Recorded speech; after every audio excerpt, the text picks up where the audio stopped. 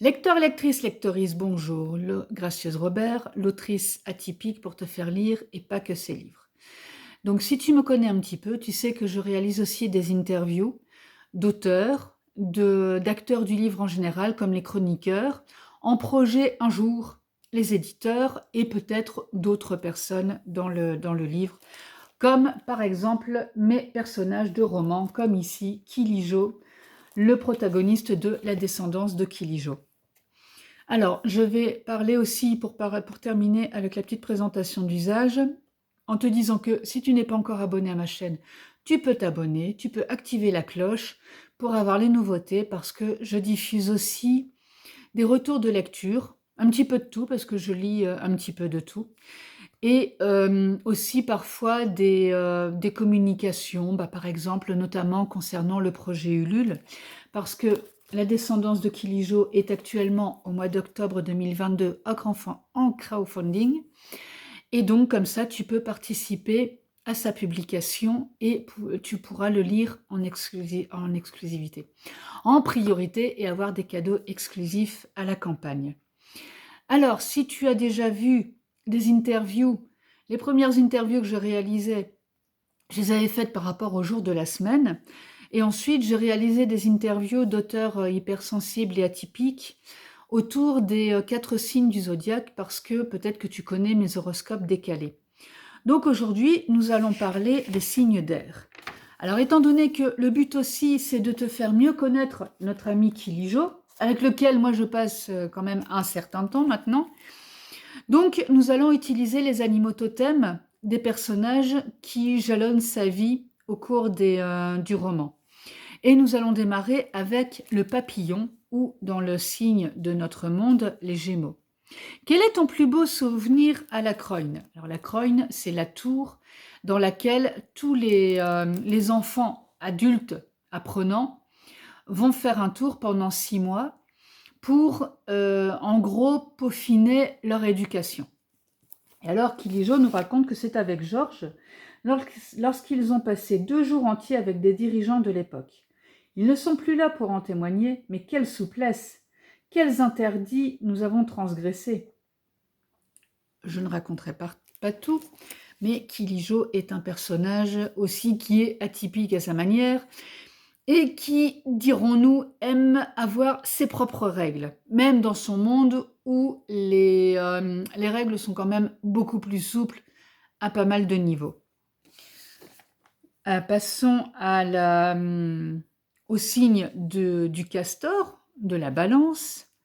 Dans les professions de ton monde, Meurther est une voie compliquée, même chez les Tingons. Et Kilijo nous répond « Toutes les professions sont utiles chez nous.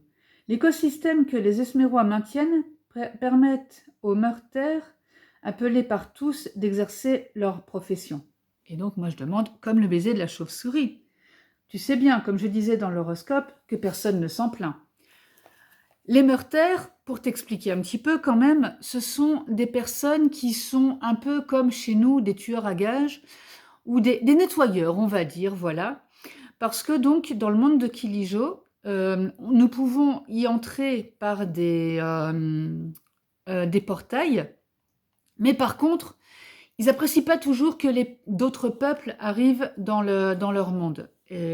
Parce que, voilà, il y a certains peuples qui n'arrivent pas forcément avec les meilleures intentions du monde. CF Stargate SG1, ou éventuellement Star Trek, où là, vous pouvez voir que c'est pas toujours la joie. Et donc, eux, ce qu'ils ont mis en place comme concept, avec l'aide des Tingons, parce que c'est un peuple quand même assez guerrier, c'est d'avoir des Meurther plus ou moins déclarés officiellement, on va dire, qui vont s'occuper des personnes, dirons-nous, indésirables qui sont en visite chez eux. Alors attends, nous étions dans le signe de l'air, donc je vais aller retrouver la chouette ou le Verseau. Et nous allons parler des peuples et de ces mélanges. Et donc moi je demande à notre cher Kilijo s'ils peuvent avoir des enfants entre les différents peuples. Et Kilijo nous explique, bien sûr, Même si les servants sont très petits et avec les Esmérois, les contacts sont compliqués mais possibles. Nos ancêtres se sont mélangés avec les Hespéridois et les Tingons en arrivant dans cette dimension. Alors, pour expliquer un petit peu, parce qu'il est gentil, le Kili, mais alors lui, il parle comme si tout le monde connaissait, hein, c'est vrai. Bon, moi, bien sûr, étant donné que c'est moi qui ai créé le monde, ça va, c'est beaucoup plus facile. Donc, à la base, nous avions les peuples d'origine qui étaient les Hespéridois et les Tingons. Et eux pouvaient avoir des enfants ensemble, génétiquement et biologiquement, c'est possible. Peut-être que ça s'est produit, mais étant donné qu'ils sont un petit peu aux opposés, on va dire que si on part du cas où les contraires s'attirent, ça match. Sinon, voilà, chacun vivait de son côté, ils étaient heureux comme ça, et tout était bien dans le meilleur des mondes. Sont arrivés des terriens par un des portails, et certains se sont mélangés avec les Hespéridois, d'autres se sont mélangés avec les Tingons, parce qu'ils aimaient plutôt la manière forte et prendre des coups. Et donc ça a donné, des métis, des sang-mêlés, comme ils les appellent dans ce monde-là, allusion à Harry Potter et à d'autres peuples où on parlait aussi de sang-mêlés. Et donc, les Hespéridois ont donné naissance aux Esmérois. Les Tingons ont gardé les Tingons, parce que les Tingons, on les fait pas chier. Voilà, faut le dire. Je pense que je suis d'origine tingone. Et après, nous avons eu aussi les Corinthois. Donc là, c'est un petit peu un mélange de tout le monde. Voilà, les Corinthois, eux, sont très, très intéressés par la technique. Et nous avons les Abellois. Eux, c'est simple, c'est un peu les intégristes qui sont restés très, très terriens dans beaucoup de choses et dans beaucoup de principes de vie, et qui ne se mélangent pas ni avec les Esmérois, encore moins avec les Hespéridois, parce qu'il y en a encore, surtout pas avec les Tingons, parce qu'ils sont... Voilà, ce n'est même pas possible. C'est comme si vous preniez des Amish qui vont se mettre avec d'autres, non, c'est pas possible. Et les Corinthois non plus, puisque de toute manière, voilà, je pense que à part se côtoyer pour faire du commerce, c'est à peu près les seuls contacts qu'ils ont.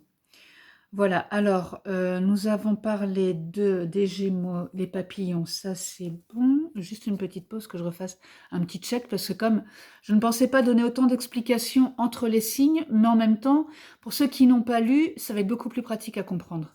Donc, petite pause pour vérifier que j'ai bien mis tout le monde pour l'eau. Voilà, donc j'ai bien parlé du papillon, du castor et de la chouette, donc check. On a terminé avec les signes d'air et pas d'eau comme je disais, parce que moi-même je me mélange un petit peu les pinceaux. Donc Kilijo te dit à très vite. Alors soit dans le projet Ulule qui est toujours en cours, tu vas retrouver dans la description le lien de l'horoscope que nous avons réalisé à la rentrée ensemble, la page de Kilijo et l'article qui résume toute la communication. Et bien sûr, je n'oublierai pas de te donner les coordonnées de Zénaïde, qui a réalisé le portrait de Kilijo, entre autres. Moi, je te dis à très vite pour l'horoscope suivant, donc, et nous allons aborder la partie des signes d'eau. À tout de suite, ou peut-être à une autre fois si tu le vois et que tu n'as pas pu attendre d'avoir les 4 pour tout regarder. N'oublie pas d'activer la petite cloche et de laisser un pouce bleu si la vidéo t'a plu.